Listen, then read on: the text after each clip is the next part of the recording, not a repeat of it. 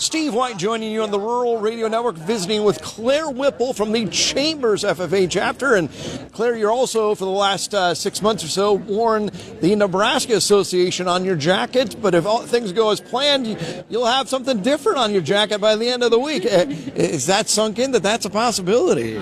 Oh, gosh. I'm trying to surrender the outcome, so I haven't quite thought about that yet. But hopefully, yes, I will receive a jacket with a blank emblem on the back of it. That's the dream. Because you are in the running for National Officer, and you've advanced to the final round. I have, yes. Super thankful. You have talked to us before. This is something that has been a dream of yours. You met one of the national officers and kind of lit a fire under you. Yes, I did. It was David Lopez. It was between my freshman and sophomore year of high school, and he was at chapter officer leadership training. Got to know my fellow chapter officers and I, and ever since then I've really looked up to the national officers and gotten pretty close with a few of them. And I know when we've talked before, you've thought a lot about this, just philosophically what this would mean to serve. And I think serve is a word to use, because I think you would envision this as being a servant to these kids, right? Absolutely. It is not about the jacket. It is not about the title. It is about simply the opportunity to serve the over 1 million FFA members that we now have across the nation, which is such an honor.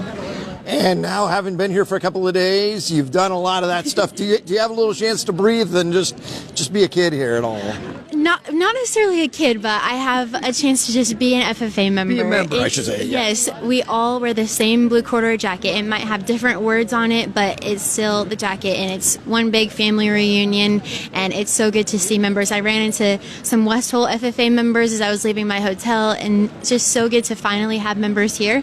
I was walking around, especially on Saturday and Sunday when the convention hall was empty. It was a little eerie because I know that it was the calm before the storm, no signs were up, anything, but it was just a really good time to reflect on my journey and where I've come, and now we're here and the city is abuzz. Like I said, I also too walked out onto Lucas Oil Fields, walked onto the stadium field, was there at an empty stage, but soon that place will be rocking, right? Yeah, it will. I can't wait for first general session tonight.